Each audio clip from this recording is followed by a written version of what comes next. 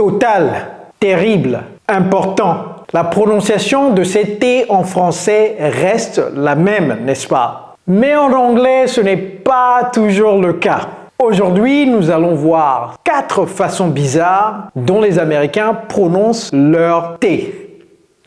Today, we'll talk about 4 weird ways or 4 strange ways that Americans like to pronounce their T's. Hello, it's Coach Joe, your English coach. So without further ado, let's get started. Alors, comme vous le voyez, je les ai répartis en 4 catégories. Je vais d'abord prononcer ces mots.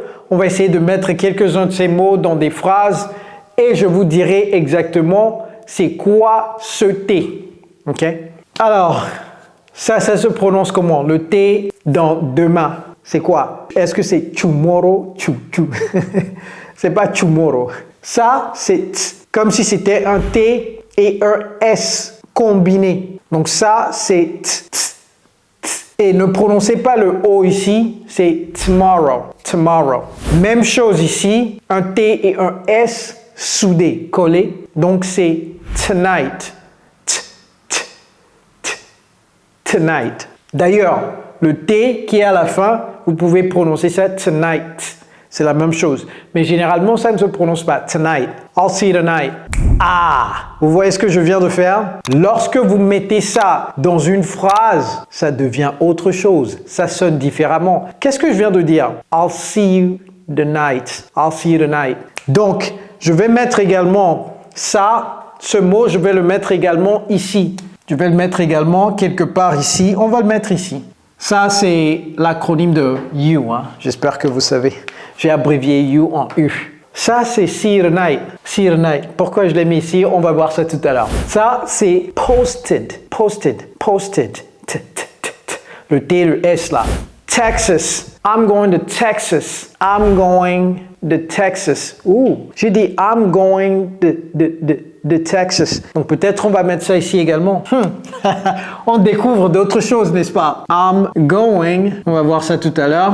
Comment est-ce qu'on prononce c'était? Ah, vous savez, la prononciation est centrale. Lorsque vous apprenez une langue, apprenez comment bien prononcer les mots. Certaines personnes me disent « Oh, Kojo, on n'a pas besoin de prononcer comme les Américains. » Oui, vous avez raison. Vous n'avez pas besoin de prononcer comme les Américains, mais vous avez besoin de bien prononcer. Parce que si vous ne prononcez pas correctement, les gens ne peuvent pas vous comprendre. Que ce soit Américain, Britannique, Sud-Africain, Indien, etc., Pakistanais, Chinois, ils ne peuvent pas vous comprendre. Vous comprenez? Si vous dites tomorrow, c'est difficile à quelqu'un de comprendre. Par exemple, aujourd'hui, j'étais au gym et quelqu'un a dit « Are you busy? Are you busy today? » J'ai reposé la question « Que voulez-vous dire? » Oh, busy, busy. Are you busy today? Vous voyez, c'est pas buzzy. Si vous êtes accoutumé à prononcer les mots de votre manière sans avoir à comparer avec comment les autres prononcent, eh bien, vous serez déçu de voir que beaucoup de gens vont dire « Huh? » Ceux qui ont le temps vont dire « Huh? Can you repeat yourself? » Ceux qui n'ont pas le temps, ils vont tout simplement continuer leur chemin. Vous allez croire qu'ils ont compris ce que vous avez dit, mais non, non, non, non, non. They did not understand. So it is extremely important to learn how to pronounce correctly.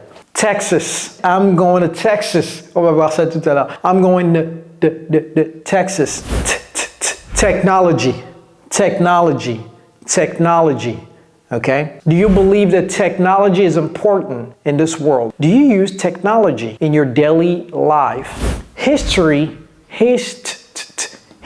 is very important to understand what happened in the past. History is history. Je n'ai pas dit history. Vous voyez, history, c'est complètement différent. Vous dites history, un Américain va dire ah, excuse me. Des fois, ils ne disent même pas excuse me, ils disent ah. Vous voyez, et ça déconcerte. Vous voyez, ça va vous déconcerter, ça va vous déconcentrer également. Alright? Donc c'était là. En anglais, ça s'appelle comment? Ce sont des true T. Ok? On les appelle true T. True T. Un T et un S soudés. Maintenant, deuxième cas de figure, oui, vous pouvez dire unity. Unity. Comme un true T également, vous pouvez dire unity. Hein? Mais les Américains, dans la vaste majorité des cas, vont dire quoi? Unity. Unity. Et ici, c'est C'est pas un D, c'est pas un T non plus. Vous savez, si un T et un D, si un T et un D avaient un enfant, un petit chromosome du T, petit chromosome du D, ça va donner ça. D. Unity. Unity. OK? Donc ça, c'est quoi? Partons du même principe que c'est un T et un D soudé. Je sors au prochain stop. Est-ce que c'est I'm getting off? Vous n'allez jamais entendre un Américain dire I'm getting off at the next stop. Il va dire quoi plutôt? I'm getting off at the next stop. I'm getting off. I'm getting off. Je descends au prochain stop. I'm getting. Getting. C'est un T, un D soudé. I'm getting off at the next stop. Next. Ça, c'est quoi? La situation est critique. The situation is quoi? Critical. Critical. Non, ça, c'est trop français. Oui, c'est pas the situation is very critical. C'est quoi? Un Américain ne va jamais dire the situation is very critical. Il va plutôt dire the situation is very critical. Is quoi? Very critical. Critical. Et vous voyez, si vous n'êtes pas habitué à prononcer critical, critical, lorsque quelqu'un va être devant vous et va dire oh, the situation is very critical, vous allez dire hein? Vous dites quoi? Excuse me, can you repeat yourself? Donc apprenez les prononciations de la façon dont les natifs prononcent. OK? The situation is critical. Critical. Un T et un D soudé. Alright? Pareil ici. La société, oui, bien sûr, vous pouvez dire society. Society. OK, society. Ça marche. Mais lorsque vous faites une phrase et que vous allez rapidement, ce n'est pas ça. Et au fait, ça, ce n'est pas entreprise dans le sens de société. Je travaille dans une société, ce n'est pas I'm working in a society. Ah, je viens de bien prononcer cela. Je voulais réserver ça à la fin, mais bon, vous voyez, le cerveau, il est habitué à prononcer d'une certaine manière. Ce que je voulais dire, c'est, si vous n'avez pas encore regardé ma vidéo sur les faux amis, allez regarder ça. Parce que dans cette vidéo-là, j'ai décortiqué exactement les mots qui se ressemblent du français en anglais et donc qui causent énormément de confusion aux francophones, c'est les faux amis. Abonnez-vous à la chaîne, likez la vidéo, partagez ça avec plein d'amis, mais surtout activez la cloche de notification pour ne jamais rater les autres vidéos. On revient sur society. Je viens de bien prononcer cela. Est-ce que vous avez capté cela? C'est quoi en anglais? C'est society. Society. Society. All right? Society. Pareil ici, oui, vous pouvez dire marketing. Marketing. Mais ça fait français, ça fait trop français. En anglais, c'est quoi? On va dire, c'est quoi notre budget pour le marketing? What is our marketing budget? Ouais, comment j'ai prononcé ça? What is our marketing budget? Ah, vous voyez le T à la fin de budget, c'est le true T, budget. Un T et un S. What is our marketing budget? La même chose, alright? Est-ce que tu t'es bien éclaté à la fête d'hier? Did you enjoy the party yesterday? Ce n'est pas did you enjoy the party yesterday. Ouais, non. Yesterday. On peut mettre ça ici également, n'est-ce pas? Yester. Vous voyez comment j'ai prononcé ça? Yesterday. Did you enjoy the party yesterday? J'ai pas dit yesterday. Donc c'est pas ici, ok? C'est ici. C'est comme un T et un S soudé. Un T et un S soudé. Yesterday. Ça, c'est comme un D et un T soudé. Donc, see you tonight. See you tonight. J'ai pas dit see you tonight. Vous voyez? See you tonight. C'est trop long. Et également, c'est la raison pour laquelle nous pensons que les Américains parlent trop rapidement. Pourquoi nous pensons que les Américains parlent trop rapidement? Parce qu'ils font ces genres de gymnastique. Et tout de suite, vous vous dites, oh, mais qu'est-ce qui se passe? Est-ce que c'est un autre mot? Ouais, c'est pas un autre mot. Ce n'est pas un autre mot. C'est juste qu'ils font certaines gymnastiques à l'oral dont nous n'avons aucune idée. Donc j'espère qu'en vous révélant ces 4 prononciations, vous saurez exactement comment prononcer les T en anglais. Alright? Donc, on continue. J'ai prononcé ça déjà. Ça, c'est quoi? C'est soit I am going to Texas ou bien, de façon naturelle, on va dire I'm going to Texas. Quoi? I'm going to Texas. Et ce que je viens de dire, c'est I'm going to Texas. Mais je l'ai dit tellement rapidement que vous n'avez pas compris ce qui était au milieu. Vous avez compris I'm et puis vous avez entendu Texas. I'm going to Texas. I'm going to Texas. Vous voyez, c'est le T et le D dont j'ai parlé tout à l'heure. I'm going to Texas. Donc apprenez à bien écouter, à déceler la façon dont les Américains parlent. Et ça s'appelle comment? Le flap T. Et ça, c'est une combinaison entre un T et un D. Flap T. All right? Now, that's 50% of the video. C'est 50% de la vidéo. Si vous n'avez pas encore souscrit à la chaîne, souscrivez-vous, likez la vidéo, partagez ça à vos amis, activez la cloche de notification. It is very simple. If you don't want to miss videos, just make sure to click on that notification bell. Cloche de notification, Ah! C'est bien que j'ai parlé de ça. Parce qu'on va mettre notification. Wow. J'ai dit wow parce que on fait ces genres de gymnastique tout le temps lorsqu'on parle. Et pour moi, c'est devenu tout à fait naturel. C'est différent complètement. Ce T, c'est comme si c'était un S et un H, n'est-ce pas? Mais ça, c'est différent. C'est parce que c'est T-I-O-N. On prononce ça tion. Mais le premier T là, ça cadre avec le flap T, n'est-ce pas? Notification bell. B-E-2-L. La cloche de notification. Alright? This one. How do you pronounce this? Ça devient un peu difficile. Normalement, j'aurais dû mettre ça ici parce que c'est le plus difficile des T à prononcer. Mais on va y aller parce que... parce qu'on doit y aller. Alright. Ça, c'est important. Important. Vous avalez le T en fait. Important. Et vous pouvez prononcer ça si vous voulez. Important. It is very important. C'est très important. It is very important. Vous voyez, j'ai avalé cela. Ça, le rideau. Curtain. Peux-tu ouvrir les rideaux? Can you open the curtains? J'ai pas dit can you open the curtains. J'ai pas dit can you open the curtains. Curtains, non. C'est can you open the curtains. J'ai avalé le T. Ces montagnes sont magnifiques, sont sublimes. These mountains are extraordinary. These mountains are amazing. These mountains. C'est comme si vous faites mountains. Vous voyez, vous avalez cela. Mountain, la fontaine où on boit de l'eau par exemple. The fountain. Et vous voyez, ça descend, l'avion descend. J'ai pas dit fountain, ça descend. Fountain, ça descend. Mountain, curtain. Vous voyez, c'est pas curtain, mountain, fountain. Donc c'est OK? Ça, c'est un nom propre. Est-ce qu'il y a même ce nom en français? Est-ce que les Français se prénomment Brittany? Je ne pense pas. C'est typiquement américain, n'est-ce pas? Brittany.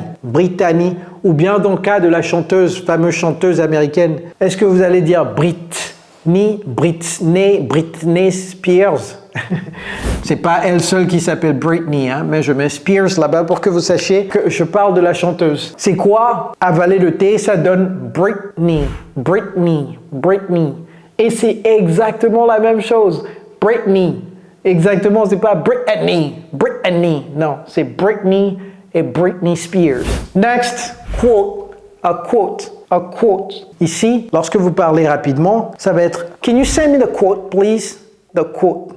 Oui, the quote. Can you send me the quote? J'ai pas dit Can you send me the quotes, please? Vous voyez? Donc, des fois, vous pouvez dire the quotes. Mais lorsque vous mettez ça dans une phrase, ça devient quelque chose d'autre. Tout comme ceci. Laissez à lui seul. Tonight. Dans une phrase, I'm coming tonight. Je viens ce soir. I'm coming tonight. Vous voyez, j'ai pas dit I'm coming tonight parce que la ligne de démarcation est trop grande entre I'm coming et puis s'arrêter et donc de dire tonight. I'm coming tonight. La ligne est trop grande. Donc, pour raccourcir cette ligne, I'm coming tonight. I'm coming tonight. I'm coming tonight. Vous voyez, I'm going to Texas. I'm going, il faut s'arrêter pour dire to Texas. C'est trop long. I'm going to Texas. I'm going to Texas. Oui, on va terminer avec une ville aux États-Unis. Ça, c'est l'État d'Ohio. Ohio, c'est pas Ohio, c'est Ohio. Ohio. Ça, c'est Dayton, n'est-ce pas? Dayton. Et ne dites pas Dayton. Aucun Américain ne va vous comprendre si vous dites Dayton. C'est quoi? C'est Dayton. Dayton. Vous voyez, ça, L'avion atterrit. Dayton, Ohio. Dayton, Ohio. Pareil. Clayton, ça c'est un nom de quelqu'un. Is Clayton coming tonight? Est-ce que Clayton vient ce soir? Et vous voyez, lorsque vous entendez ça, est-ce que vous comprenez? Is Clayton coming tonight? Vous allez dire, mais c'est quoi? Qu'est-ce qu'il raconte? Is Clayton coming tonight? Et des fois, la personne va être frustrée que vous ne comprenez pas et la personne va ralentir en disant, Is Clayton coming tonight? Et toujours vous dites, mais je ne comprends pas. Oh, is Clayton coming tonight? Oh, vous voulez dire, is Clayton coming tonight? Oh, c'est ça qu'il fallait dire plutôt. Non, c'est Is Clayton coming tonight? Vous n'allez pas dire à l'américain de prononcer les mots comme vous les prononcez. Il faut comprendre la manière dont il prononce. Right? Menacer quelqu'un, une menace, c'est menaçant, etc. Threat, ça c'est threat. Le T, le H, threat. Et c'est pas three, ok, c'est threat. Vous avalez ça, ça donne threatening, c'est menaçant. Threatening. Alright? Wow. C'est pas facile tout ça, mais dès que vous comprenez, dès qu'on lève le voile sur tout ça, vous vous dites, mais ok, ça fait du sens maintenant. Vous comprenez? Alright. Donc ça s'appelle quoi? Le stop T. Stop T. C'est-à-dire, vous arrêtez sur le T et c'est comme si vous cognez sur le T. Threatening, curtain, mountain, Britney. C'est comme si vous voyez le T, vous arrêtez immédiatement. All right? It's very important to understand all these T's. It's very important. OK? Donc le dernier, c'est en fait le plus facile, mais intuitivement, c'est le plus difficile. Pourquoi? Parce que vous voyez un T là-bas, mais les Américains, ils ne prononcent pas le T. Pourquoi? Je n'en sais rien. Il faut aller leur demander. Je suis américain également, mais si vous me demandez, je vais tout simplement dire que dans une phrase, lorsque vous prononcez ces mots, pour que la phrase soit lisse, ok, pour que ça ne soit pas trop mouvementé, on enlève certaines choses. En anglais, on appelle ça réduction. Et je vais faire un cours sur la réduction. On va lire des paragraphes et on va voir comment les Américains prononcent ces mots. Alright, sans aucun doute. No doubt about it. No doubt. Ooh, no doubt. Tu viendras demain? Bah oui, absolument. Are you coming tomorrow?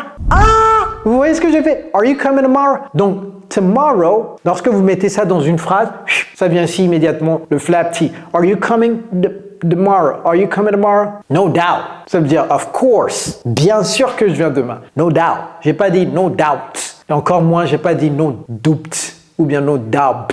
Ne prononcez pas le B, ne prononcez pas le T. No doubt. No doubt. I'll be there. Alright. Oh, j'aime ta gravure. I love your painting. Quoi? Le T là, on n'en a plus besoin. I love your painting. It's a beautiful painting. It's a beautiful painting. Est-ce que tu peux me prêter $20? Can you lend me? Les erreurs que les francophones font très souvent. Si vous n'avez pas vu mes vidéos sur les erreurs grammaticales que les francophones font très souvent, allez regarder cela. Là-bas, j'ai parlé de lend et de borrow. C'est quoi la différence entre lend? C'est quoi la différence entre borrow? Peux-tu me prêter $20? Est-ce que c'est can you borrow me $20? Est-ce que c'est can I lend $20? Non. C'est can you lend me 20? J'ai pas dit 20. J'ai pas utilisé le stop T, j'ai pas utilisé le flap T, j'ai pas utilisé le true T. Ici, ce T, je vais vous dire comment on l'appelle tout à l'heure. On enlève complètement. $20. Ça c'est pas facile. C'est gigantesque. Mais dis donc, c'est gigantesque. Oh my God, it's gigantic. Oh my God! OMG! Allez regarder la vidéo sur les acronymes. OMG! Oh my God! OMG! That's gigantic! Comment est-ce que j'ai prononcé ça? Je ne l'ai pas prononcé. J'ai soudé le N-O-I. That's gigantic! je ris sur le mot Toronto parce qu'un de nos étudiants m'a une fois raconté une histoire d'un de ses amis. Vous savez, Toronto, c'est où? C'est au Canada. Il est venu au Canada pour la première fois. La première semaine, il a pris un bus, je crois, de Montréal pour Toronto ou quelque chose comme ça. Il est venu dans le bus et puis tout à coup, il se dit, peut-être que ce bus ne va pas à Toronto. Donc, il veut demander au chauffeur, « Monsieur le chauffeur, est-ce que ce bus va à Toronto? » Voici comment il a posé la question. « Is this bus going to Toronto? » Bon, le chauffeur n'a pas bien capté ce qu'il a dit, mais il a capté « Is this bus going? » Donc, il a dit « Yeah, this bus is going to Toronto. This bus is going to Toronto. Toronto. » Donc, lui, il a entendu « Toronto. » Et il dit non, non, je veux descendre. Est-ce que je peux descendre, s'il vous plaît? I'm going to Toronto. Ouais, I'm going to Toronto. C'est là où moi je vais. Toronto. Vous, je ne sais pas où vous allez. Toronto, là, non, je ne connais pas. Je veux aller à Toronto, donc s'il vous plaît, sortez-moi du bus. Oui. Ça peut vraiment poser des soucis, ça peut prêter à confusion, ça peut être embarrassant également à la limite. Vous comprenez? Enlever le T, ça donne Toronto. Et ok, Toronto. Toronto, Canada. Si la personne m'écoute, là maintenant, si la personne regarde la vidéo, il faut me mettre en commentaire si c'est vous, si c'est de vous dont j'ai parlé. Aussi, vous avez eu des expériences comme ça, où vous n'avez pas bien capté les mots à cause d'un T ou à cause de quelque chose d'autre, mettez ça dans le commentaire également.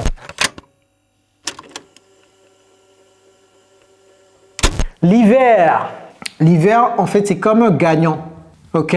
C'est l'astuce que je peux vous donner. Un gagnant, c'est quoi? A winner. L'hiver, the winner. The winter time. OK? C'est l'hiver. It's the winter time. It's the winter time. Pareil. Alright? J'aimerais faire quelque chose. Je veux faire quelque chose. I wanna. On a enlevé ce T, on a enlevé ce T, et ça devient comme un A. Donc ici, c'est pourquoi on l'écrit comme ça des fois. Vous voyez? I wanna. Parce qu'on n'a pas besoin du T là-bas. Et on termine en beauté avec I don't know. I don't know. Ouais, j'ai pas dit I don't know. Ouais, je peux bien dire I don't know, mais on ne parle pas comme ça. Surtout les Américains ne parlent pas comme I don't know what you are talking about. I don't know what you are talking about. No, I don't know what you're talking about. I don't know what you're talking about. I don't know what you're talking about. Vous voyez? I don't know what you are talking about. Ça devient I don't know what you're talking about. Vous voyez, je ne vous dis pas de prononcer les choses comme ça, mais au minimum, il faut comprendre. Lorsqu'un Américain dit I don't know what you're talking about, il veut dire I don't know what you are talking about. I don't know what you're talking about. I don't know what you're talking about. Donc, on va faire une vidéo sur ça. Alright? Mettez en commentaire si vous voulez que je fasse une vidéo sur la réduction, la liaison et toutes ces gymnastiques linguistiques que les Américains font. J'allais presque oublier comment on dit ce T. C'est a drop T. A drop T, c'est-à-dire vous laissez tomber le T, a drop T, a stop T, a flap T, a true T. That's it, everybody. 4 weird ways Americans pronounce their T's. Now start practicing the pronunciation of these T's so that you can get comfortable. It's Coach Joe, your English coach. Take care, guys.